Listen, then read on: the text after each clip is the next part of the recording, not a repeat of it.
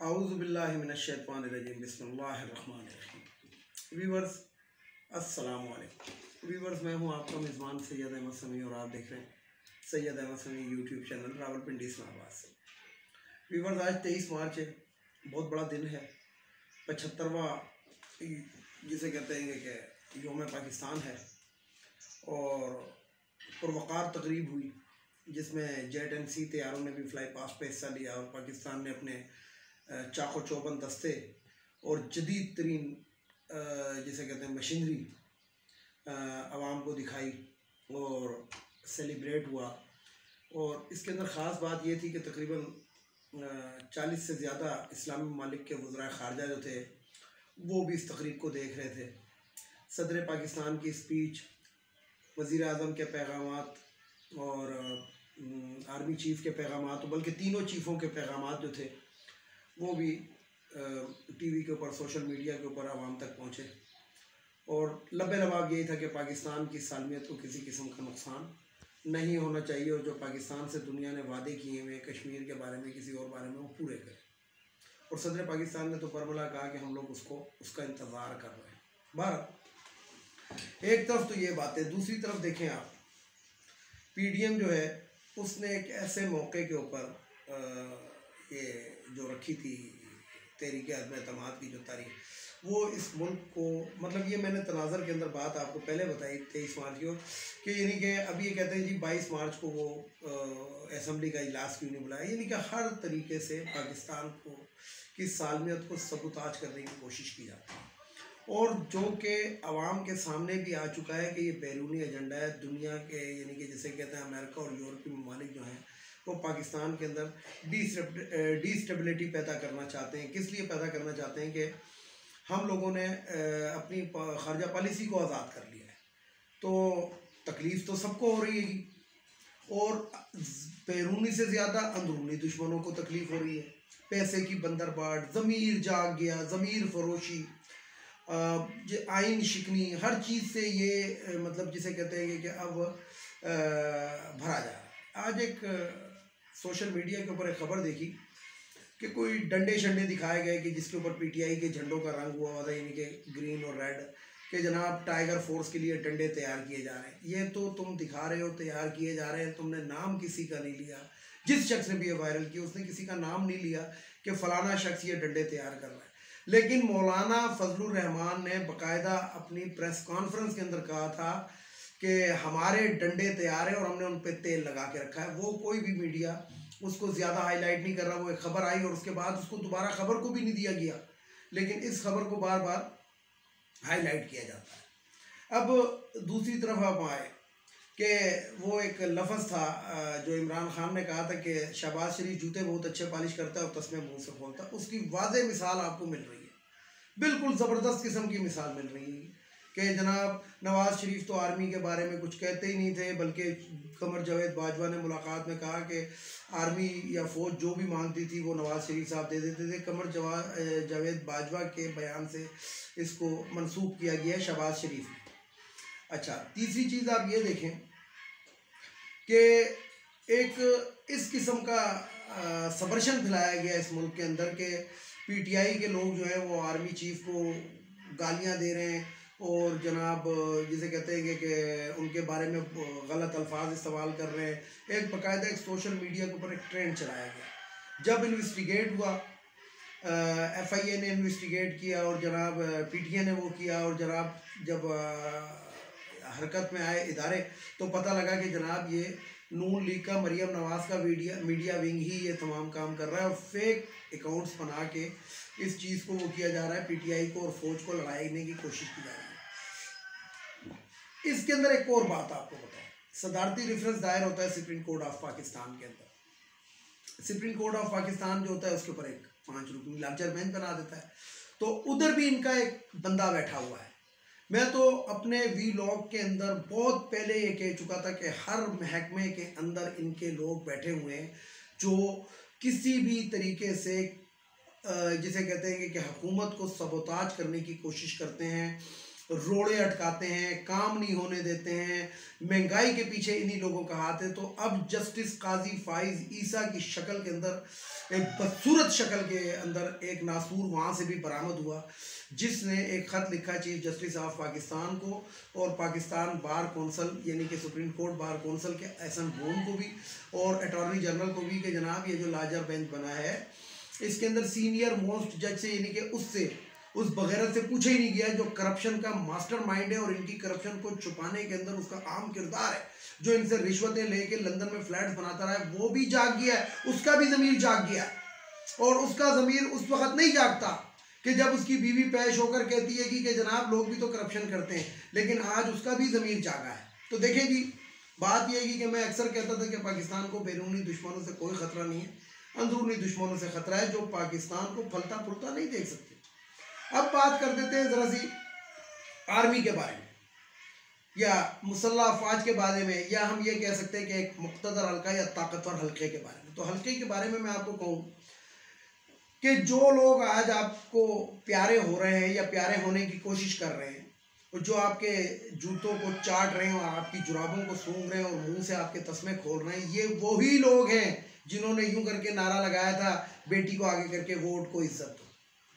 और वोट को इज्जत दो का मतलब यही था कि हमारा वोट आप लोगों ने चोरी कराया। अब ये तो इनको पता होगा, ये 25-30 साल इक़्तिदार में रहे, ये भी जाहिर डेफिनेटली वोट चोरी करा कर ही आते होंगे जब दूसरे को कहते हैं कि वोट चोरी करके आए। दूसरी बात, नवाज शरीफ ने और मरियम नवाज ने क्या कुछ मौजूदा आर्मी चीफ के बारे में, DGISI के बारे में, कोर कमांडर्स के बारे में क्या कुछ नहीं कहा।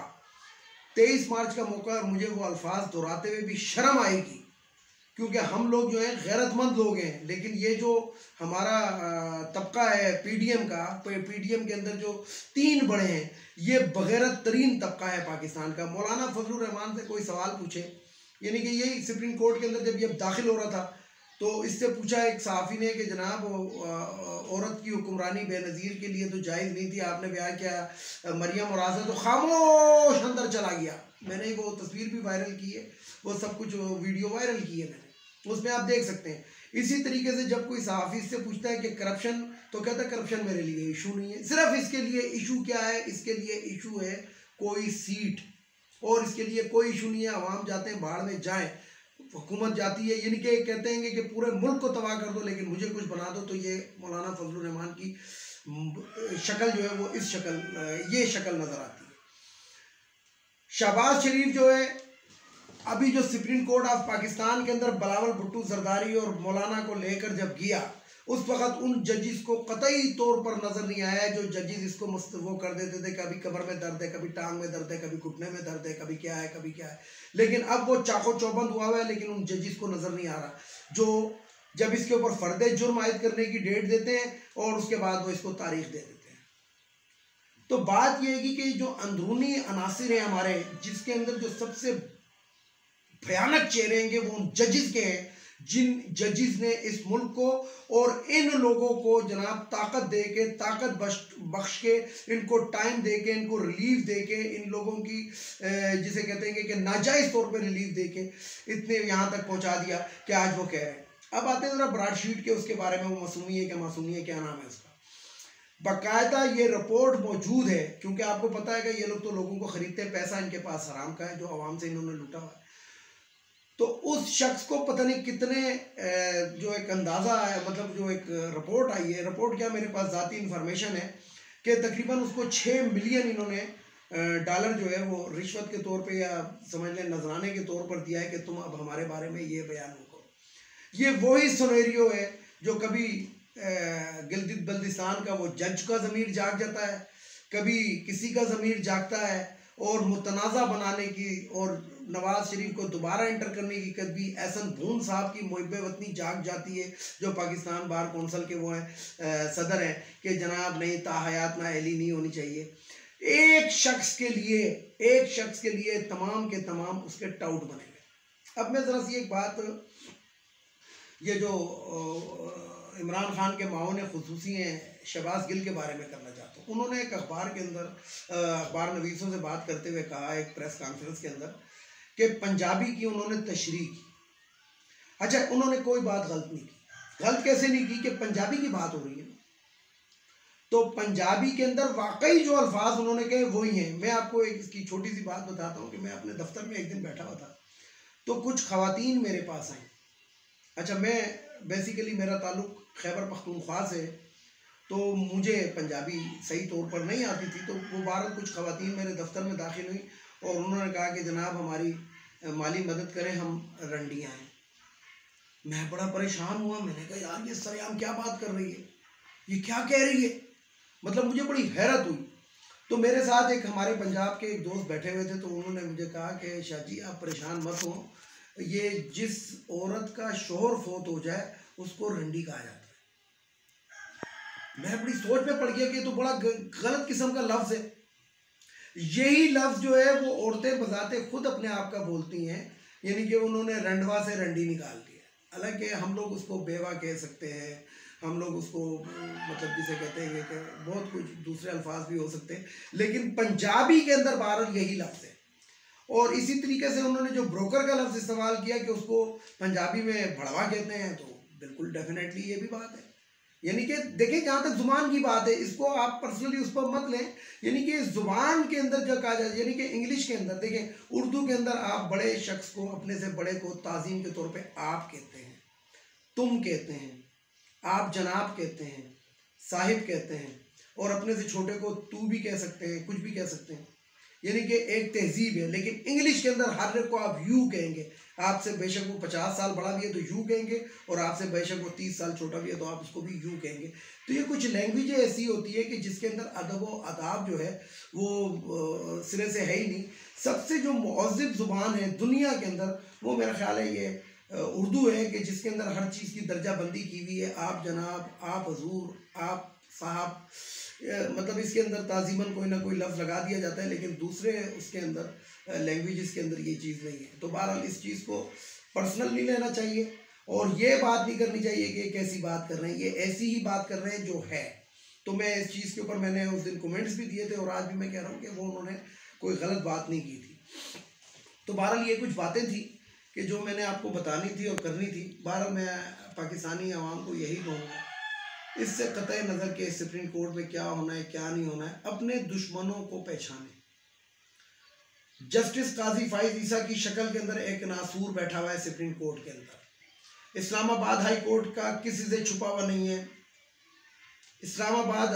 लाहौर हाई कोर्ट का किसी से छुपा हुआ नहीं है, सिंध हाई कोर्ट का किसी से छुपा हुआ नहीं है। KPK वाला वो तो वैसे ही अल्लाह को प्यारे हो गए, जो पाकिस्तान के को दूसरी तरफ लेके जाना चाहते थे। तो मकसद ये, और इनका जो साथ देते हैं वो कौन से देते हैं, वो कौन लोग दे रहे हैं, जिनका इनके साथ नाजायज़ रिश्ता है, जिसको ये बार कहते हैं कि बार और बेंच का रिश्ता होता है, वो नाजायज़ रिश्ता है। आज परवेज़ मुशर्रफ साहब को लोग ये मानने के लिए बिल्कुल, जिसे कहते हैं कि उनको खराज अकीदत पेश करने के लिए तैयार हैं कि उन्होंने इन जजिस के साथ बिल्कुल सही किया था, क्योंकि इनकी औकात ही है। उन्होंने यानी कि वो उस वक्त वो फौजी बंदा था, उसको पता लग गया था कि ये जो है मुल्क के अंदर बदनामी फैलाना चाहते हैं और संवर्जन फैलाना चाहते हैं, और ये तो गद्दार हैं।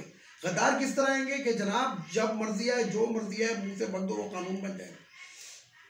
तो उसने इफ्तिखार चौधरी के साथ जो किया था सही किया था, लेकिन इफ्तिखार चौधरी को तकड़ा करने के लिए उस शख्स का हाथ हैगा कि जो शख्स आज इन जजों के बारे में बात करता है, उसका नाम है चौधरी एतजाज़ एहसन। उनकी काबिलियत के ऊपर, उनकी कानूनदानी के ऊपर कोई शक नहीं, लेकिन उस वक्त जो फैसला था चौधरी एतजाज़ एहसन का, वो आज पाकिस्तानी कौम को भुगतना पड़ रहा है। इसी तरीके से जो अपने राहील शरीफ साहब थे, वो जो मरियम नवाज को रिलीफ देकर गए थे, औरत होने का इनिशिएटिव देकर गए थे डॉन लीग्स के अंदर, उसका खुमियाजा आज पाकिस्तान भुगत रहा है।